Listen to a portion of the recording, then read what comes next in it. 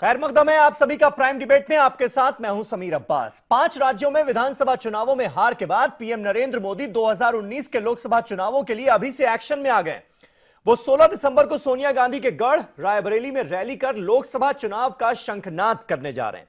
यानी सेमीफाइनल के नतीजों ने 2019 की जंग का आगाज वक्त से पहले कर दिया है। राजस्थान, छत्तीसगढ़ और मध्य प्रदेश में कांग्रेस की सरकार बनने जा रही है और सोनिया गांधी ने इसे बीजेपी की नेगेटिव पॉलिटिक्स पर जीत करार दिया है। राहुल गांधी कह रहे हैं कि उन्होंने बीजेपी को हराया है, 2019 में भी हराएंगे, लेकिन वो किसी पार्टी से देश को मुक्त कभी नहीं करेंगे। सवाल यह है कि क्या यह कांग्रेस के साथ साथ राहुल गांधी का भी उदय है? शिवसेना कह रही है कि इस जीत ने मोदी शाह को किनारे लगा दिया है और राहुल गांधी मेरिट सूची में चमक रहे हैं। गप मारकर हमेशा नहीं जीता जा सकता। राजस्थान, एमपी में एसपी बीएसपी भी कांग्रेस के साथ खड़ी हो गई। बड़ा सवाल यह है कि आखिर बीजेपी का जो हार हुई है उसकी वजह क्या है, और 3 राज्य बीजेपी से छीनने के बाद क्या राहुल गांधी ने 2019 में अपनी दावेदारी मजबूत कर ली है? आज इसी पर करेंगे बात अपने तमाम खास मेहमानों से, लेकिन पहले यह रिपोर्ट।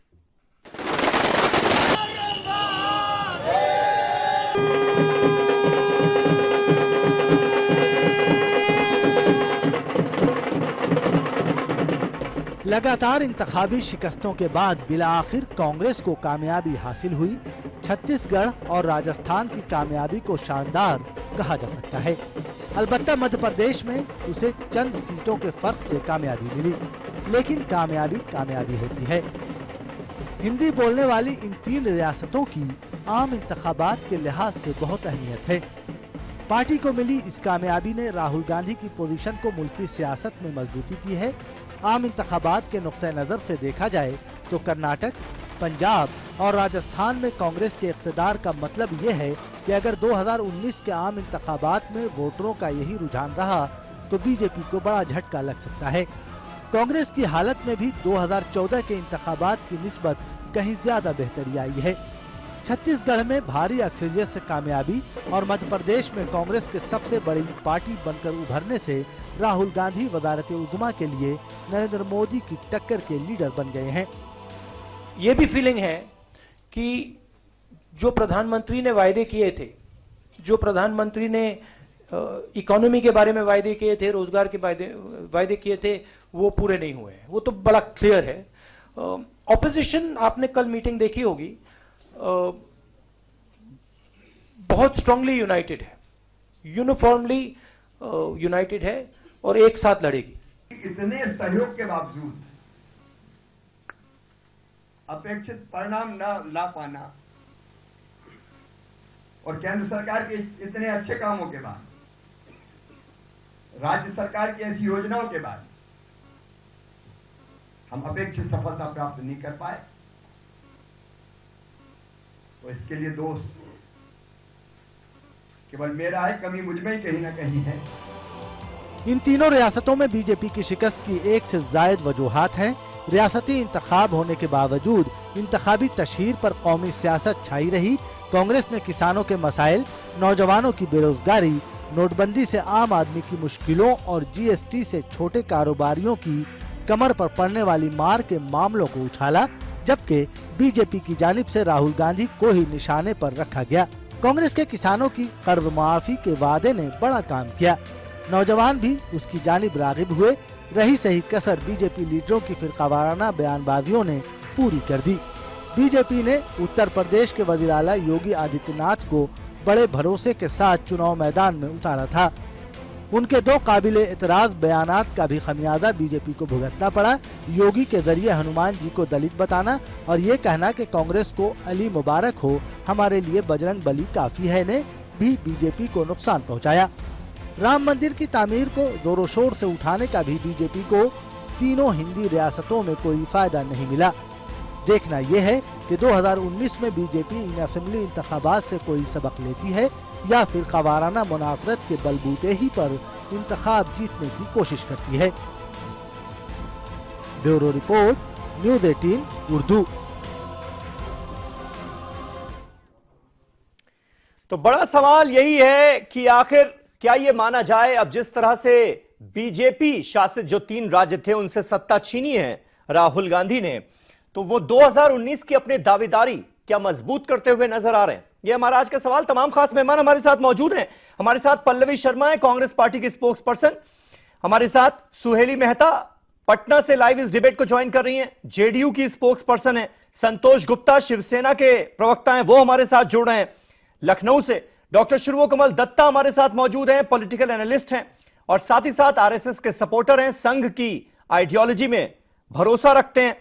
गोपाल कृष्ण अग्रवाल साहब भारतीय जनता पार्टी के स्पोक्स पर्सन बस चंद पलों में इस डिबेट को ज्वाइन करने जा रहे हैं। और अब्बास अली रुश्दी साहब समाजवादी पार्टी के स्पोक्स पर्सन, वो भी हमारे साथ बस चंद पलों में होंगे, थोड़ी देर में आपको स्क्रीन पर नजर आएंगे। लेकिन सबसे पहले डॉक्टर दत्ता, शुरुआत आज आप ही से कर लूं, क्योंकि सबसे पहले लोग ये जानना चाहते हैं कि भाई बीजेपी की हार की सबसे बड़ी वजह क्या आपको नजर आती है?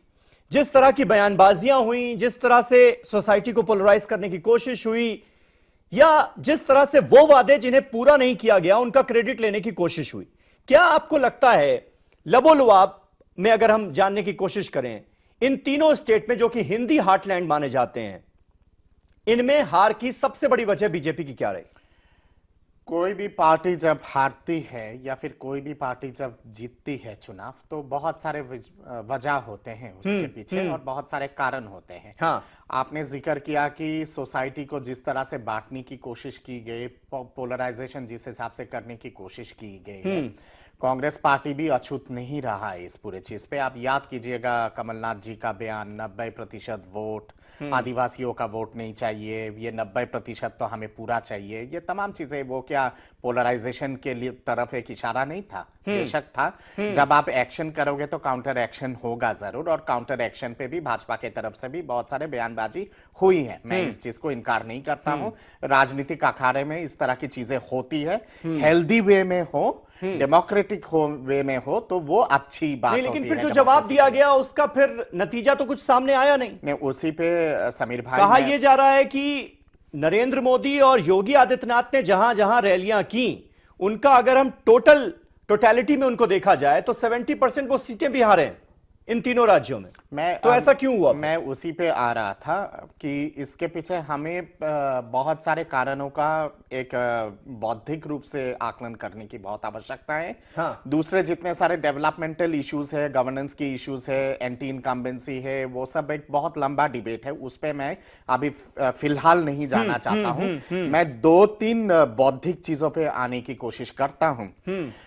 आपको याद होगा सौगन हम खाते हैं भगवान राम के, मंदिर वही बनाएंगे। हाँ। तो सौगन जब आपने खाया है भगवान राम के, तो कम से कम मंदिर भी बनना चाहिए।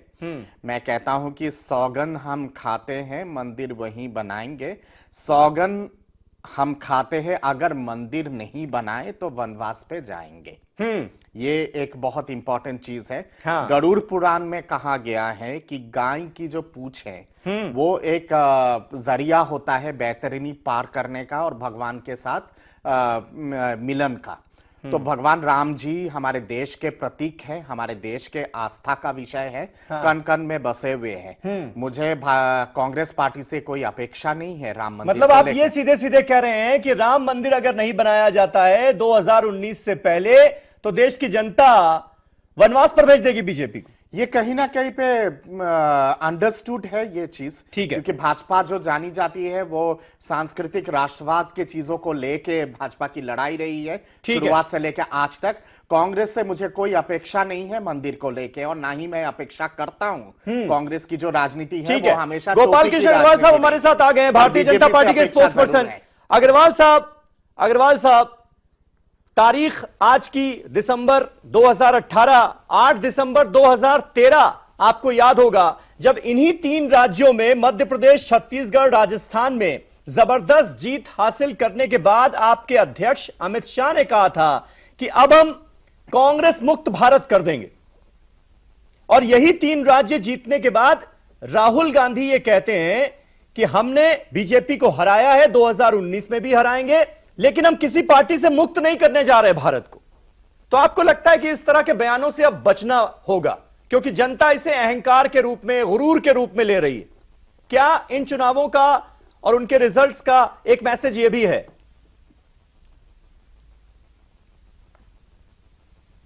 नहीं, देखिए अहंकार तो किसी का भी नहीं चलता। स्पष्ट रूप से कहा गया है कि अति दर पे हते लंका, तो वो कोई किसी चीज की बात नहीं। अहंकार बिल्कुल आप जो गलत एनालिसिस कर रहे हैं उस तरह की कोई बात नहीं है। अमित शाह जी एक बहुत ही सामान्य कार्यकर्ता से ऊपर उठ के यहाँ पे पहुंचे हैं। इतने बड़े 11 करोड़ लोगों की जो पार्टी उन्होंने खड़ी की है, इतने 21 प्रदेशों में जीतने में जो स्ट्रक्चर उन्होंने खड़ा किया, उसका कोई सानी नहीं है। उसके लिए आवश्यकता चाहिए होती है समय की, विजन की, डिटर्मिनेशन की।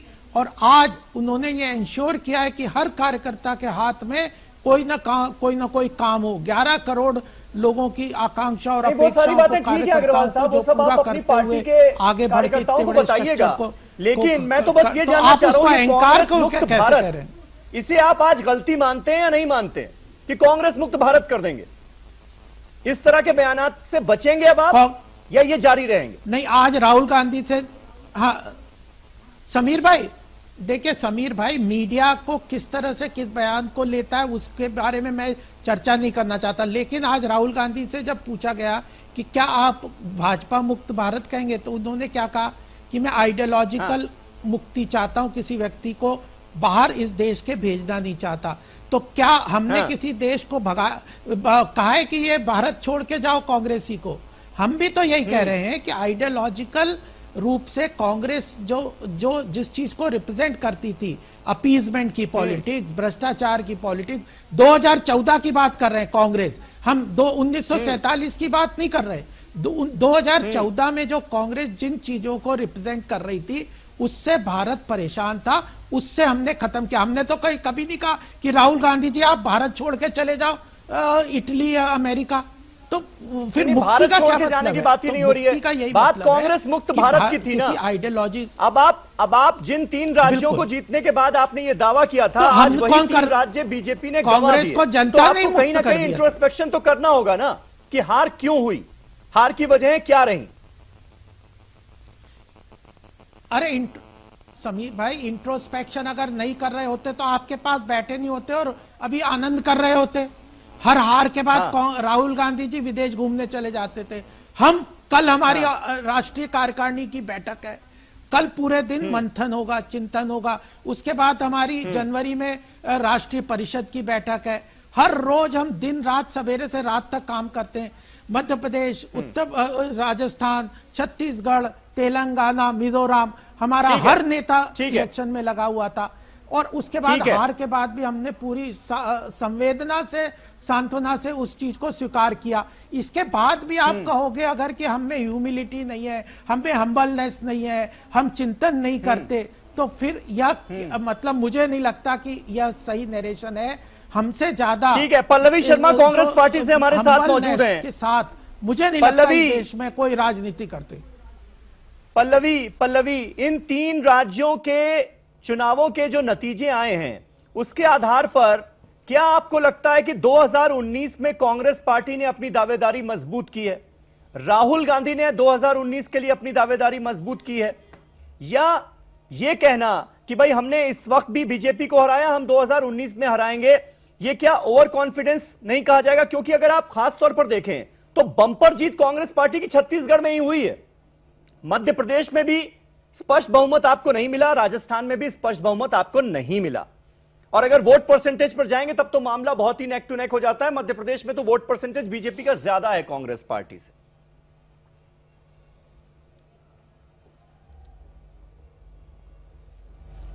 समीर जी, आपको बहुत बहुत नमस्कार मेरा, और सभी पैनलिस्ट को बहुत बहुत नमस्कार। मैं शुरुआत करना चाहूंगी, एक वाजपेयी जी ने एक बहुत सुंदर पंक्तियां कही थी एक बार सदन में, कहा था कि सत्ता का खेल चलता रहेगा, सरकारें आएंगी, सरकारें जाएंगी, पार्टियां बनेंगी, पार्टियां टूटेंगी, लेकिन देश भी किसी हाल में टूटना नहीं चाहिए। जब देश टूटने का, अब जो बीजेपी की सरकार जो थी, ये देश तोड़ने के स्तर पर पहुंच चुके थी, इनका जाना तय था और 2019 में भी इनका जाना तय है। आप देखिए, देश का बड़े से बड़ा इंस्टीट्यूशन, समीर जी मेरी आवाज मुझे वापस एको हो रही है, प्लीज थोड़ा वो ठीक करवा दीजिए। देश का बड़े से बड़ा इंस्टीट्यूशन, चाहे वो सीबीआई हो, सुप्रीम कोर्ट हो, अब तो आरबीआई की आप हालत देख लीजिए क्या होगी। सांप्रदायिकता सांप्रदायिकता का जो कार्ड खेल खेल के बीजेपी ने जो इस देश की हालत कर दी, उसका मुंह तोड़ जवाब उनको मिला। देखिए, इन 3 राज्यों में जो अभी चुनाव हुए, इनसे 2 बातें स्पष्ट होगी और दोनों 2 बातों कह के मैं आपके जो आपने मुझसे प्रश्न पूछे आपको उनका उत्तर भी मिल जाएगा। पहली बात ये स्पष्ट हुई कि सांप्रदायिकता और कम्युनलिज्म की राजनीति नहीं चलेगी। आपको जनता का पेट भरना पड़ेगा। जनता जो चाहती है, जनता रोजगार चाहती है, किसान अपना जो उनकी उपज है उसको बेचने के लिए एक बाजार चाहते हैं, अपनी उपज की कीमत चाहते हैं, वो उनको देनी पड़ेगी। बेरोजगारी खत्म करनी पड़ेगी, औरतों को सुरक्षा देनी पड़ेगी। यही बातें देश सुनना चाहती है। मंदिर मस्जिद से इस देश में ना आज तक किसी का पेट भरा है ना भरेगा। ये जवाब देश की जनता ने बीजेपी को दिया, क्योंकि आप देखिए योगी आदित्यनाथ जी ने कितने सांप्रदायिक भरे बयान दिया। आप ही के शो पे मैं बैठी थी और 2 से 3 डिबेट हमने उन्हीं मुद्दों पर किए और आपने खुद अभी शो के स्टार्ट में कहा कि 70% जगहों पे वो हार गए जहां पे उन्होंने कैंपेनिंग की, मोदी जी और योगी जी ने मिलके। दूसरी बात जो स्पष्ट हुई है इन मुद्दों से वो ये कि जो लोग पूछते फिरते थे कि मोदी जी के सामने कौन, उनको आज करारा जवाब मिल गया। राहुल गांधी जी प्रधानमंत्री बनने के लिए, प्रधानमंत्री चुनाव के लिए मुझे लगता है एक बहुत he able, young, energetic candidate है और इस समय देश को ऐसी ही एनर्जी, पॉजिटिव एनर्जी की जरूरत है। ठीक है। अब्बास अली रुश्दी साहब हमारे साथ जुड़ गए, समाजवादी पार्टी के स्पोक्स पर्सन। रुश्दी साहब, आप ये मानते हैं कि कहीं ना कहीं राहुल गांधी ने ये 3 स्टेट्स बीजेपी से छीनकर प्रधानमंत्री पद के लिए अपनी दावेदारी मजबूत कर ली है, जैसा कि पल्लवी कह रही हैं? समीर भाई, समाजवादी पार्टी का जो रुख है उस रुख के बिल्कुल विपरीत आपने सवाल किया है। तो ये सवाल मेरे ख्याल में पल्लवी जी ज्यादा बता सकती है कि इस देश को परिवर्तन और एक बेहतर सरकार देना लक्ष्य है इनका, या इस देश में अपने राष्ट्रीय अध्यक्ष को प्रधानमंत्री बनाना लक्ष्य है। क्योंकि समाजवादियों का लक्ष्य इस देश में एक परिवर्तन की सरकार देने का है। और याद रखिएगा कि जिस सरकार को लेकर के एक साल भर पहले तक एक चर्चा थी, भाई आप लोग महागठबंधन बनाकर अगर चुनाव लड़ेंगे 2019 में जिसकी बातें चल रही हैं, तो फिर उसका नेता अगर राहुल गांधी हो तो दिक्कत है। समीर भाई, गठबंधन का नेता कौन होगा ये तो गठबंधन के सभी दल बैठ करके तय करेंगे। लेकिन मैं इतनी बात जरूर याद दिलाना चाहता हूं कि 1 साल पहले जिस सरकार के बारे में एक आम राय ये बन गई थी कि ये सरकार नहीं हटेगी, बहुत मजबूत सरकार है, उस सरकार को निश्चित तौर पर 2019 में हटाना है। और इसके लिए मैं बधाई दूंगा समाजवादी पार्टी के राष्ट्रीय अध्यक्ष को कि जिन्होंने गोरखपुर के उपचुनाव में बहुजन समाज पार्टी को और राष्ट्रीय लोकदल को साथ में ला करके इस सरकार को हटाने की जो बुनियाद है उसका पहला पत्थर रखा था। और ये पूरा देश साक्षी होगा कि जब ये परिवर्तन आएगा तो इस परिवर्तन को लाने में अखिलेश यादव की भूमिका सबसे बड़ी होगी। आज दौर इस बात का है कि हम कैसे परिवर्तन लाएंगे, एक बेहतर सरकार कैसे देंगे। आज ये चर्चा का विषय नहीं होना चाहिए कि कौन उस सरकार का नेतृत्व करेगा और कौन प्रधानमंत्री होगा। उत्तर प्रदेश के कांधों पे बड़ी जिम्मेदारी है। आज अखिलेश यादव जी के कांधों पर, बसपा के कांधों पर बड़ी जिम्मेदारी है। लेकर बार बार सवाल पूछेगी कि भाई हमारे नेता तो नरेंद्र मोदी हैं, तुम्हारे राहुल गांधी हैं क्या, बताओ। तो इस सवाल से बच तो नहीं पाएंगे आप।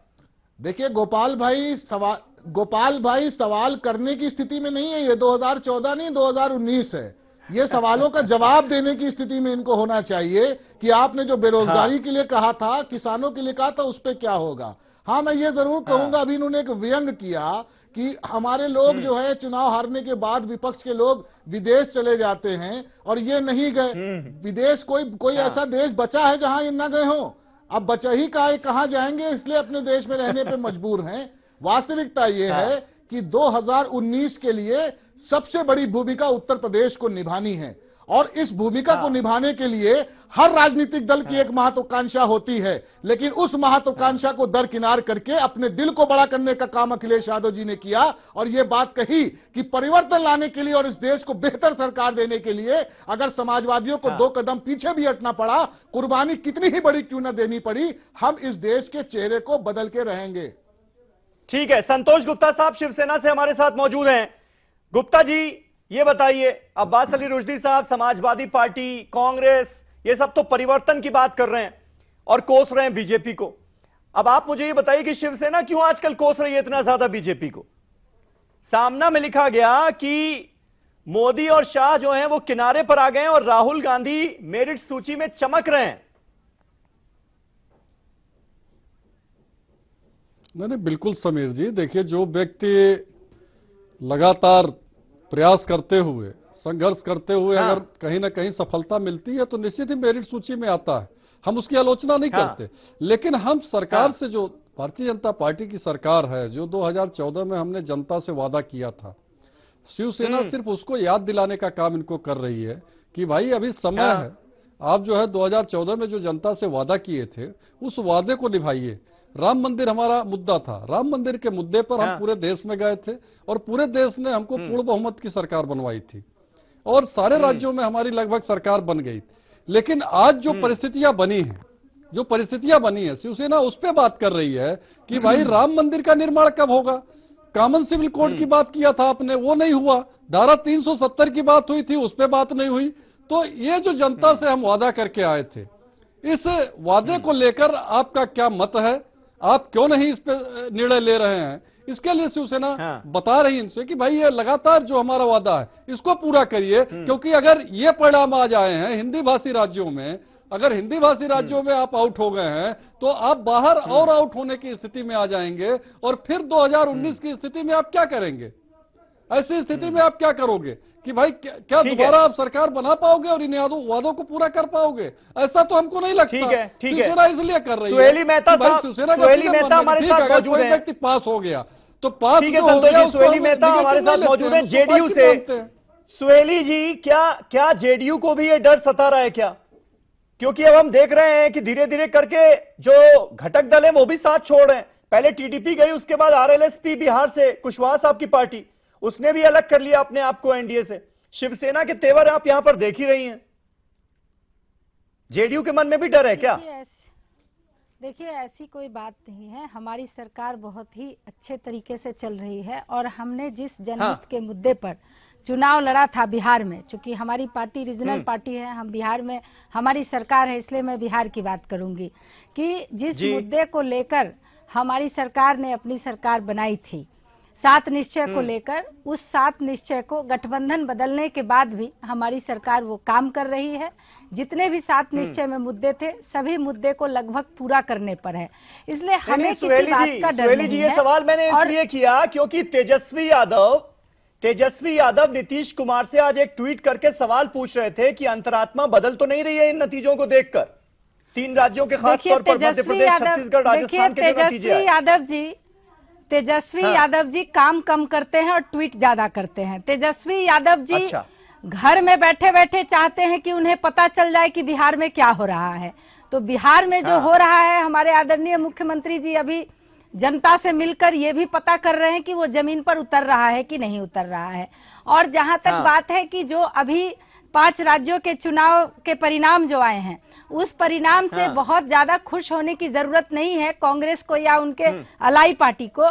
इसलिए बहुत खुश होने की जरूरत नहीं है कि 2 राज्य में तो इनका सुपड़ा साफ हो गया है और 3 राज्यों में जो चुनाव परिणाम आए हैं उसमें छत्तीसगढ़ को छोड़कर बाकी जो 2 राज्य है उसमें बहुत ही कम प्रतिशत वोटों का अंतर है। हाँ, ये मैं जरूर मानती हूँ कि अगर थोड़ी बहुत भूल के कारण, अगर गलती से कोई भूल हुई हो भारतीय जनता पार्टी या अलाई पार्टी से, कहीं भी अपने क्षेत्र में, विधानसभा क्षेत्र में कुछ काम में कमियां हो गई हो या कुछ भी हो गया हो, स्थानीय मुद्दा अगर हावी रहा हो, तो थोड़ी बहुत अगर भूल चूक हुई होगी तो वो फिर से हम लोगों को सभी को मंथन करने की जरूरत है, अलर्ट होने की जरूरत है, ताकि अगले लोकसभा के चुनाव में हमें किसी प्रकार का दिक्कत न हो। लेकिन ये तो तय है कि लोकसभा चुनाव में अगले 2019 में फिर से प्रधानमंत्री जी नरेंद्र मोदी जी ही बन रहे हैं, इसलिए बहुत ज्यादा खुश होने की जरूरत नहीं है, क्योंकि जनता 70 साल के, इनके 65 और 70 साल के सत्ता में देख चुकी है कि ये लोग किस तरह से देश को चलाए हैं। और जो लोग कहते हैं, और एक मिनट, जो लोग कहते हैं कि भारतीय जनता पार्टी देश तोड़ने का काम कर रही है, तो वो ये बतावे कि उनके सत्ताकाल में कितने सांप्रदायिक दंगे हुए थे और अभी के सत्ताकाल में सोनिया गांधी का जो गढ़ है रायबरेली, वहां से अपने लोकसभा के इलेक्शन कैंपेन की शुरुआत भी करने जा रहे हैं। इसी 16 दिसंबर को एक बड़ी रैली करेंगे और फिर उसके बाद इलाहाबाद जाएंगे, जो प्रयागराज हो गया अब। तो वहां तो तैयारियां भी शुरू हो गई लोकसभा चुनाव की। समीर जी, मुझसे सवाल है। जी जी, तैयारियां अभी नहीं, पहले से शुरू हो गई है। हाँ जी समीर जी, मैं दो बातें कहना चाहती हूँ। ये 5 तारीख से तैयारी हो गई वेस्ट बंगाल में। पहले प्रधानमंत्री ठीक है, जो पहले, अरे सर रुक जाइए ना सर प्लीज, आपके लिए सवाल नहीं था, 1 मिनट रुकिए। जो 2019 की बात हुई थी, मैंने ये कहा था कि जो लोग सवाल करते थे कि मोदी जी के सामने कौन, उनको करारा जवाब मिल चुका है। जिस प्रकार से बीजेपी ने राहुल गांधी जी की एक छवि बनाई हुई थी और निचले स्तर पर उतरकर राजनीति कर रहे थे और क्या क्या राहुल जी के प्रति क्या क्या बयानबाजी की थी, हम तो देखते थे डिबेट में बीजेपी के प्रवक्ता राहुल गांधी जी के लिए क्या क्या बोलते थे। मैंने ये कहा कि अब उनको पता चल गया है कि मोदी जी के सामने एक कड़ा प्रतिनिधि खड़ा है। प्रधानमंत्री की ना तो मैंने बात की है, ना मेरे पार्टी के सहयोगी दल भी मानने को तैयार नहीं हो रहा है कि नरेंद्र मोदी के सामने राहुल गांधी का चेहरा है 2019 में, जिसके साथ आप महागठबंधन बनाने की तैयारी कर रही हैं।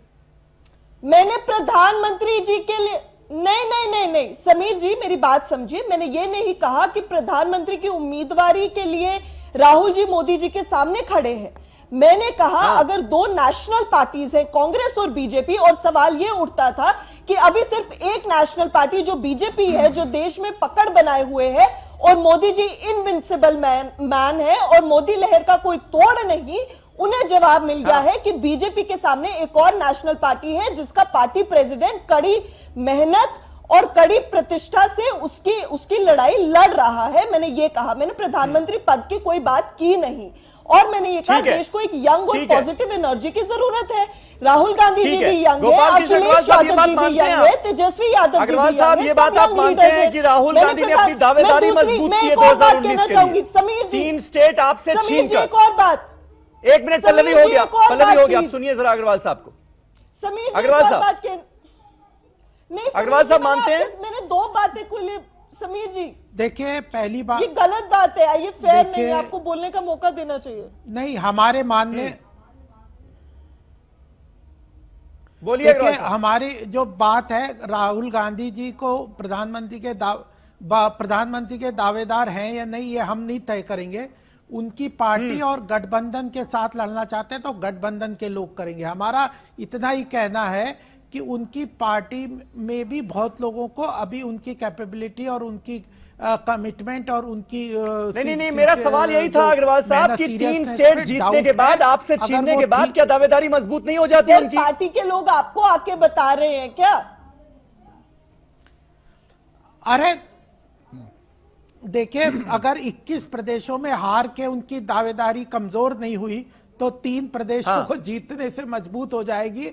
तो फिर इसका रेशो निकाल लीजिए 21। ठीक है पल्लवी, अब आप कह लीजिए अपनी बात जल्दी से। सच्चाई दावेदारी आप कह सकते हो, आप नहीं, लेकिन एक जो 2 प्रदेशों में कांग्रेस कमजोर है, कांग्रेस कमजोर है, कमजोर कांग्रेस से आप 3 महत्वपूर्ण प्रदेश हार गए हैं। अभी गठबंधन नहीं हुआ है। जब कांग्रेस कमजोर है और आप नहीं कर पा रहे, गठबंधन होगा तो आपकी क्या हालत होगी, इसको भी माननी है। वो कह रहे हैं 3 स्टेट जीतने से क्या होता है, इतने हारे भी तो हैं। और 2 हारे भी तो हैं। अभी भी मिजोरम जो अकेला दूसरा प्रदेश था जहां पे कांग्रेस की सत्ता थी, वो भी हाथ से चला गया। बोलने दीजिए ना। और गठबंधन का तेलंगाना से फेल हो गया। दीजिए, अब ऑलरेडी आवाज की प्रॉब्लम है सर, रुक जाइए सर, सांस ले लीजिए, पानी पी लीजिए। मैंने सवाल सुन लिया आपका, अब जवाब सुनने की सहनशीलता रखिए। देखिए इनको ये याद है कि कांग्रेस मिजोरम और तेलंगाना में हार गई। इनको ये याद नहीं कि भाजपा 5-0 से हार गई, एक भी राज्य में नहीं जीती, पांचों के पांचों राज्यों में हार गई। वो तो ये कहेंगे नहीं। दूसरी बात मैं कहना चाहती हूँ, कांग्रेस पार्टी ने सर झुकाकर मिजोरम में हमारी सहयोगी जो भी लाइक माइंडेड पार्टीज है, महागठबंधन बहुत मजबूत है, ऑपोजिशन की मीटिंग हुई है, हम सबके साथ मिलकर, सब मिलजुल कर ये जो फांसीवादी सरकार है और सांप्रदायिकता की सरकार है उसको हटाने के लिए एकजुट होकर काम कर रहे हैं। ना कोई आगे है, ना कोई बड़ा है, ना कोई छोटा है, सब एक साथ एकजुट मिलकर इस पार्टी को हराने की बात करें। दूसरी बात, बीजेपी का ये जो अहंकार है यही इनको ले डूबा है। कांग्रेस पार्टी ने सहनशीलता से कहा हम तो अभी भी जाएंगे, ड्राइंग बोर्ड पे देखेंगे, रिसर्च करेंगे कहां पे कमी रह गई और मजबूती से काम करेंगे। बीजेपी की तरह नहीं कि 3 ही तो राज्य हारे, अभी तो देखेंगे, अभी तो 2019 बाकी है।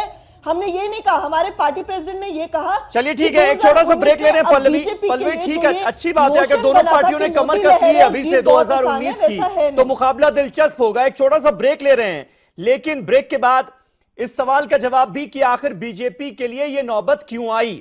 डॉक्टर दत्ता जिस बात का जिक्र कर रहे थे सबसे पहले, तब अग्रवाल साहब नहीं आए थे, उनका कहना है कि राम मंदिर मुद्दा, इस पर फैसला जब तक नहीं होगा तब तक यही हाल रहेगा और 2019 में खामियाजा भुगतने के लिए तैयार रहे बीजेपी, अगर फैसला नहीं ले पा रही है इस मुद्दे पर। तो उस पर भी हम करेंगे बात। एक छोटा सा ब्रेक ले रहे हैं, फौरन हो रहे हैं हाजिर, कहीं ना जाइएगा।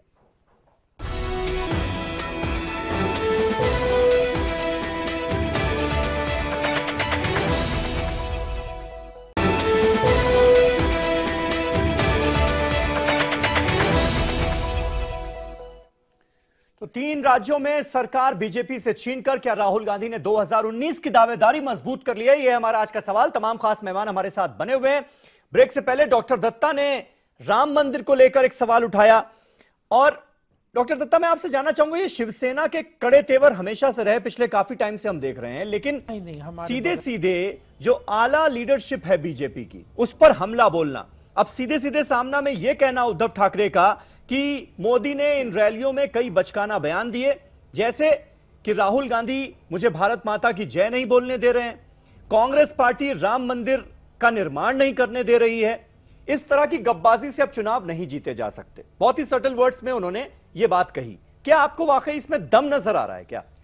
जहां भारत माता की जय की जहां बात आती है, कांग्रेस पार्टी के रैली के अंदर ही तो भारत माता की जय बोलने नहीं दिया जाता है। उसकी तो वीडियो ये कहा हुआ कि भारत माता की जय नहीं बोलने दिया। सोनिया गांधी की जय, राहुल गांधी की जय, भारत माता की जय जब कोई कार्यकर्ता बोल रहे तो रोक के फिर कहा गया कि सर छोड़िए ना, ये व्हाट्सएप की अफवाहों से थोड़ा ऊपर उठिए। राहुल गांधी की जय, ये थोड़ा अफवाहों से ऊपर उठिए। बीजेपी की रैलियों में नरेंद्र मोदी की जय, अमित शाह की जय नहीं, वो आप एक बार नहीं, आप करोड़ों बार राहुल गांधी की जय बोलो, सोनिया गांधी की जय बोलो, मुझे कोई आपत्ति नहीं है। हाँ। वो आपके आला कमांड है, आप बोलो, कोई दिक्कत नहीं है। पर भारत माता की जय, वंदे मातरम, उस जो जब उन सब चीजों पे जब स्लोगान होती है वहां पे अगर रोका जाता है भारत माता की जय बोलने से या फिर वंदे मातरम कहने से, तब मुझे आपत्ति है। ठीक है, यहाँ एक छोटा सा चीज मुझे ऐड करना है समीर भाई, उसके बाद आप बाकी पैनलिस्ट पे चले जाइएगा।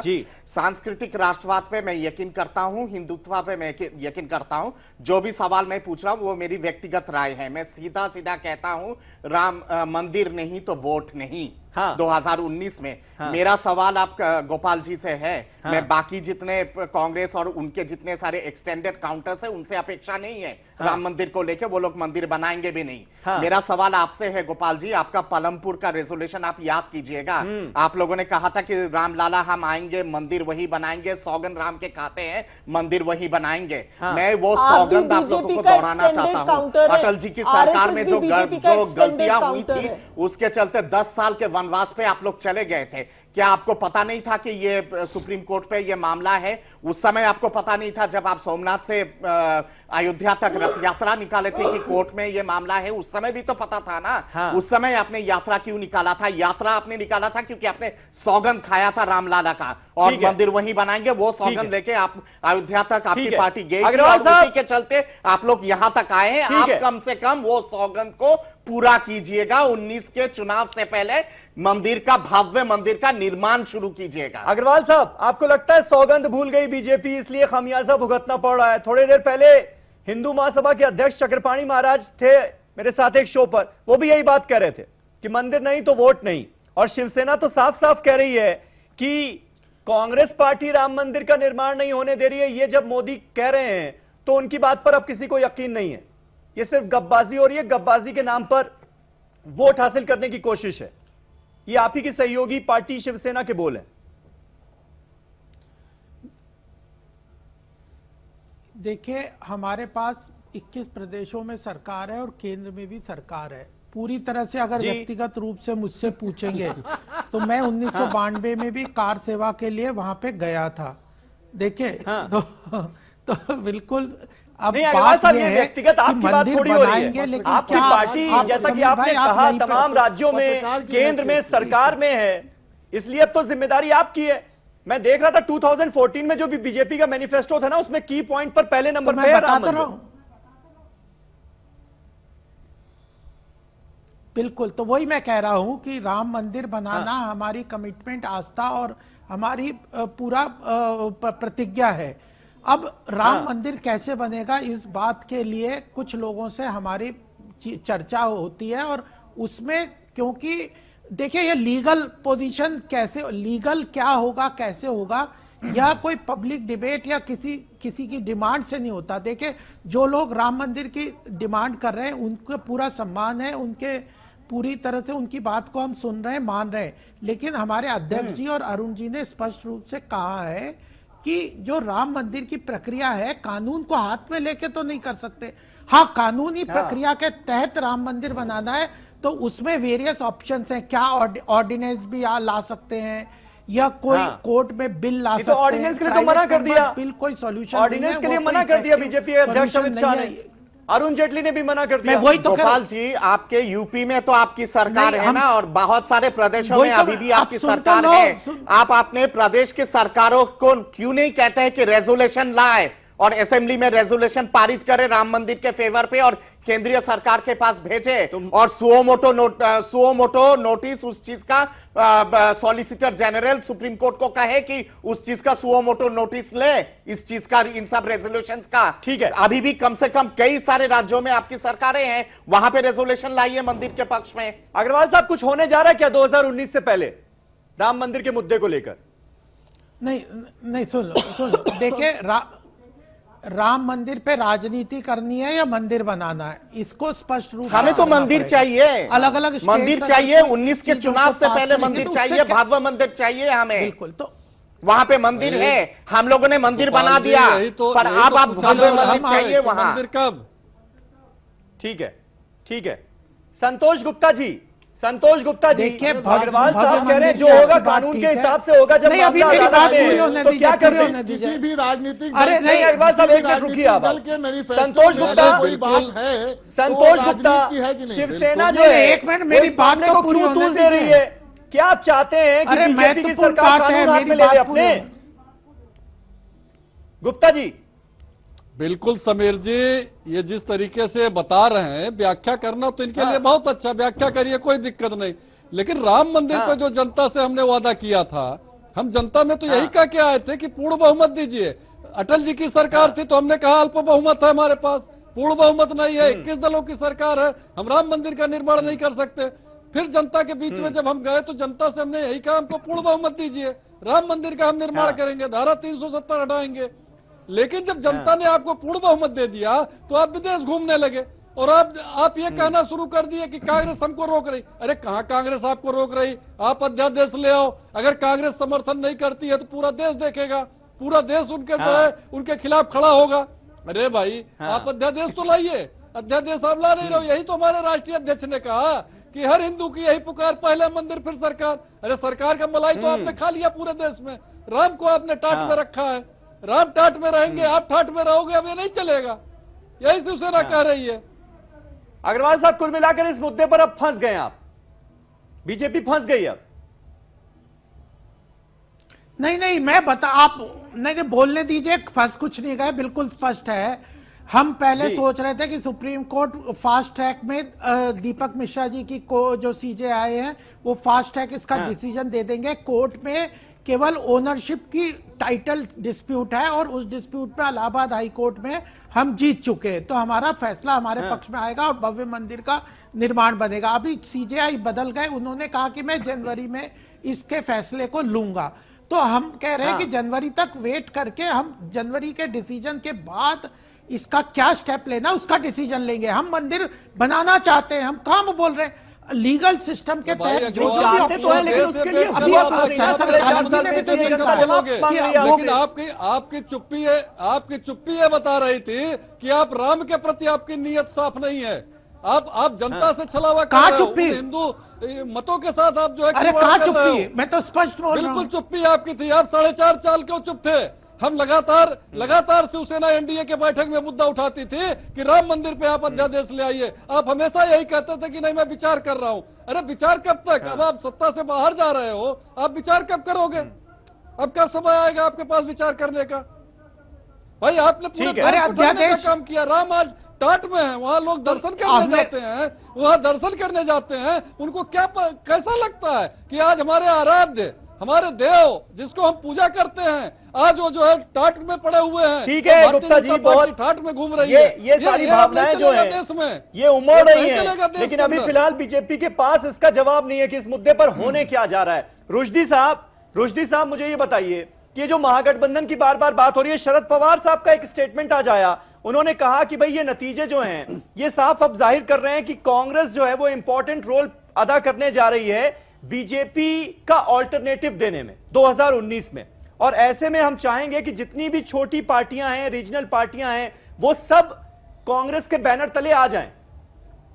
और एसपी और बीएसपी का उन्होंने खासतौर पर जिक्र किया कि ये पार्टियां अभी तक हमारे अलायंस का हिस्सा नहीं बनी हैं, उनको भी आ जाना चाहिए।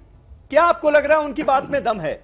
और प्री पोल अलायंस, महागठबंधन, ऐसा कुछ हो सकता है क्या 2019 से पहले, या फिर पोस्ट पोल अलायंस ही करेंगे आप लोग? एसपी बीएसपी की मैं बात कर रहा हूं। समीर भाई, शरद पवार जी ने अपनी बात रखी है। शरद पवार जी की बात को मानने के लिए या उनके निर्देशों का पालन करने के लिए समाजवादी पार्टी उत्तर प्रदेश में कोई बाध्य नहीं है।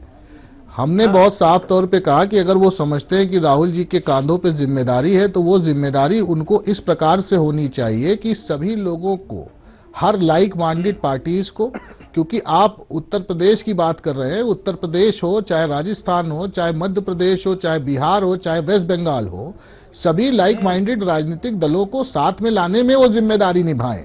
क्योंकि अगर आप चाहते हैं कि गठबंधन हो, किन्हीं भी परिस्थितियों में हमने अपना रुख स्पष्ट कर दिया कि हम उत्तर प्रदेश में बहुजन समाज पार्टी और राष्ट्रीय लोकदल के साथ पूरी तरह एकजुट होकर के भारतीय जनता पार्टी को 80 सीटों वाले इस उत्तर प्रदेश में पूरी तरह से रोकने का प्रयास उत्तर प्रदेश की जनता के सहयोग से करेंगे। आगे चल करके क्या भूमिका होगी गठबंधन की, स्वरूप क्या होगा, मैं समझता हूं देश की प्रमुख विपक्षी पार्टी होने के नाते, देखिए कांग्रेस से अभी गठबंधन को लेकर उत्तर प्रदेश में कोई बातचीत का दौर शुरू नहीं हुआ, लेकिन अभी चुनाव भी दूर है, आगे चल के बातचीत होगी। लेकिन ये बात तो तय है कि उत्तर प्रदेश में जैसे हम प्रमुख विपक्षी पार्टी हैं, हमने अपनी जिम्मेदारी निभाई, हम बसपा और लोकदल को लाए साथ में, उसी तरह देश में प्रमुख विपक्षी पार्टी कांग्रेस है, तो उसके सम्मानित राष्ट्रीय अध्यक्ष को चाहिए कि प्रदेश स्तर के लोगों को और मजबूत संगठन और दलों को जो भारतीय जनता पार्टी की एनडीए की इस सरकार को बदलना चाहते हैं, उनको एक साथ लाएं। ठीक है पल्लवी, क्या इसके लिए कोशिशें होंगी? और अगर कोशिशें हो रही हैं तो वो दिख क्यों नहीं रहा? जैसे मायावती आपको सपोर्ट तो कर रही है राजस्थान और मध्य प्रदेश में, लेकिन उनके बोल क्या होते हैं? आज प्रेस कॉन्फ्रेंस का आधा हिस्सा तो कांग्रेस की बुराई करने में बीता उनका। मायावती ने जमकर हमला बोला कांग्रेस पर, दलितों के खिलाफ पार्टी बताया और तमाम तरह की चीजें बताई कांग्रेस के खिलाफ। तो आखिर ऐसा क्यों नजर आ रहा है कि समाजवादी पार्टी भी, बीएसपी भी छिटकी हुई नजर आ रही है कांग्रेस पार्टी से? अब तो 4 महीने ही बचे हैं 2019 के चुनाव में। समीर जी, मैं आपके सवाल का बहुत स्पष्टीकरण से जवाब दूंगी। पहले मैं एक बात कहना चाहती हूँ, जो अभी राम मंदिर का मुद्दा उठ रहा था और बहुत से पैनलिस्ट उस पर बोल रहे थे और दत्ता साहब भी कुछ कह रहे थे और शिवसेना के प्रवक्ता हैं वो भी कह रहे थे बीजेपी के प्रवक्ता से कुछ। मैं तो एक ही बात बोलना चाहती हूँ कि कांग्रेस पार्टी बहुत टाइम से कह रही है कि ये भारतीय जुमला पार्टी है, चलिए देर सवेर से ही शिवसेना और आरएसएस को भी एहसास हो गया कि उनको भी एक जुमला बेचा गया राम मंदिर के नाम पे, और उस पे भी भारतीय जनता पार्टी खरी नहीं उतरी, वो भी एक जुमला ही था। दूसरी बात जो आपने मुझसे सवाल पूछा अलायंस का, देखिए एक मीटिंग ऑफ ऑपोजिशन हुई थी कुछ दिन पहले, 1 या 2 दिन पहले, परसों हुई थी शायद, जी और उसमें आपने देखा कि सब लीडर्स आए थे ऑपोजिशन के और बहुत मजबूती से सब खड़े हैं। कल हमारे एसपी बीएसपी नहीं आई थी, मेरे पार्टी के जो प्रेसिडेंट हैं उन्होंने भी बहुत विनम्रता पूर्वक, हाँ, मैं उसी का जवाब दे रही हूँ, मुझे पता था आप वो पिन पॉइंट करेंगे। कल भी जो मेरे पार्टी प्रेसिडेंट ने जो पीसी किया है जीतने के बाद, बहुत विनम्रता पूर्वक कहा है कि महागठबंधन बहुत मजबूती से खड़ा है। हमने हमेशा हर स्तर हर मंच पर जाकर ये कहा है कि कांग्रेस पार्टी बाहें खोले और सर झुकाए और विनम्रता पूर्वक हर उस पार्टी के साथ काम करने के लिए तैयार है जो लाइक माइंडेड पार्टीज है और जो इस सांप्रदायिक सरकार को हराने का जो साहस रखती हैं और सर तो झुकाए पर महागठबंधन का मुखिया राहुल गांधी हो, यही तो कांग्रेस का पक्ष है ना, मायावती जी ने और ये पक्ष बाकी महागठबंधन के बाकी लोगों को मंजूर नहीं है, क्योंकि हर कोई वो प्रधानमंत्री का कुर्सी हर किसी को दिखाई दे रहा है। ममता बनर्जी भी प्रधानमंत्री बनना चाहती है, चंद्रबाबू नायडू भी प्रधानमंत्री बनना चाहते हैं, सपा के लोग भी प्रधानमंत्री बनना चाहते हैं, मायावती भी ख्वाब देख रही है प्रधानमंत्री पद का। बोलिए पल्लवी।